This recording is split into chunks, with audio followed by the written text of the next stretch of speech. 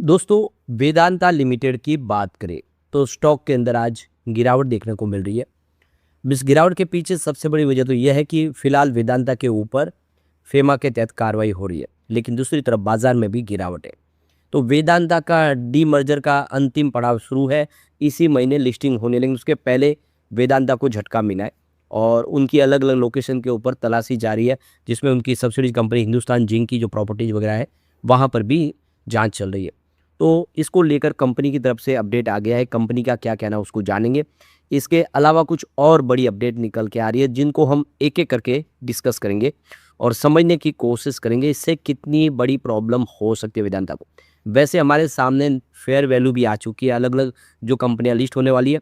Expert ने उसकी value बताई है, उसको भी समझेंगे और लिस्टिंग के बाद कितना फ़ायदा हो सकता है उसको भी जानेंगे।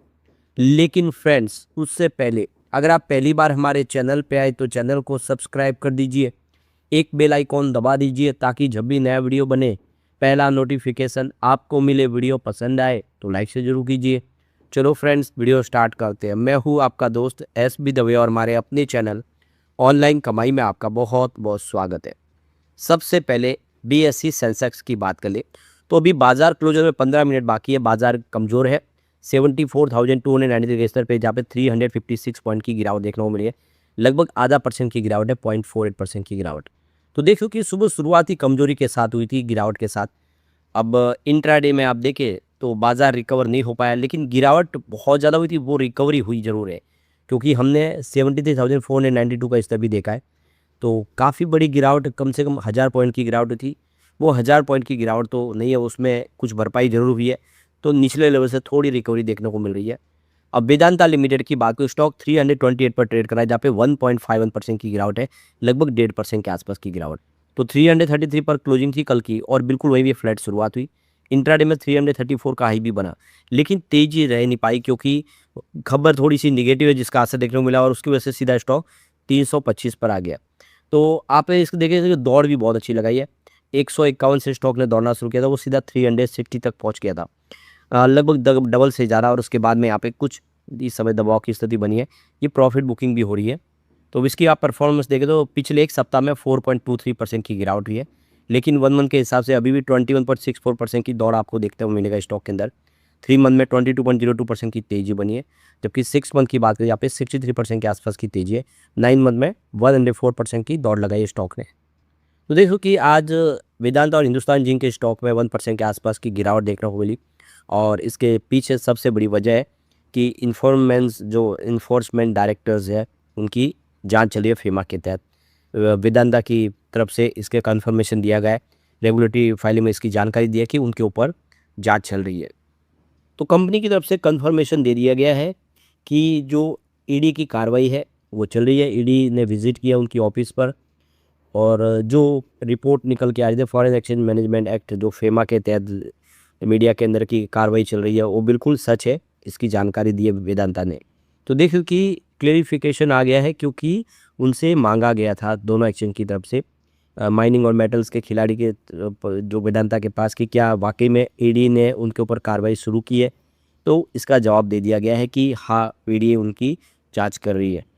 तो ये देखो कि वेदांता की तरफ से एक्सचेंज फाइलिंग में कहा गया है कि हम ये कहना चाहते हैं कि ईडी की तरफ से जो उनकी टीम है, उन्होंने हमारे ऑफिस में सर्च किया है, उन्होंने हमारे विजिट किया है। हिंदुस्तान जिंक जो उनकी सब्सिडी कंपनी है वहाँ पर भी इन्होंने विजिट किया है।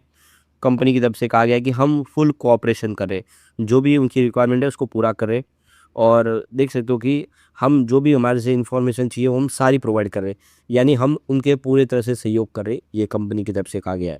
दूसरी तरफ यहाँ पे निवेशकों के लिए भी अपनी तरफ से जो संदेश जारी किया है, जिसमें कहा गया कि अभी जो प्रोसीडिंग है वो प्रोग्रेस में है और यहाँ पे जो भी आने वाले में, जो इस समय पूरा करेंटली जो सिचुएशन है, तो उसका जो भी आने वाले में जॉब है वो आने वाले में रेगुलेटरी कंप्लायंसेस और जो डिस्क्लोजर जो टाइम के हिसाब से हम प्रोवाइड करेंगे, उस हिसाब से समय के अनुसार जो भी नियम कानून है सेबी के।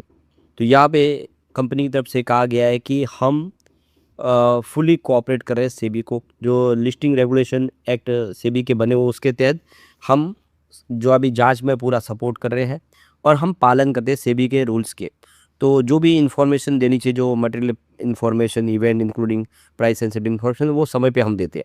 तो हमारी तरफ से किसी प्रकार की कोई कोताही नहीं है, जो भी आवश्यक जानकारी है वो हम शेयर करेंगे।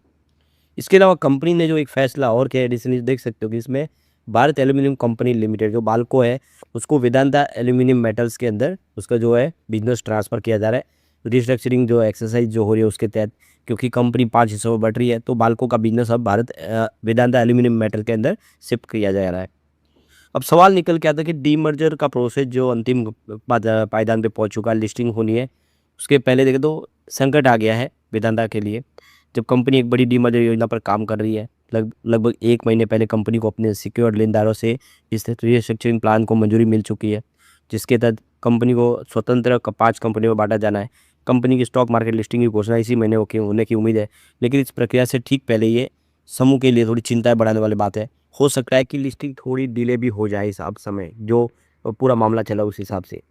अब जैसे कि आपको पता ही होगा कि वेदांता ग्रुप और अदानी के बीच में अदावत चल रही थी।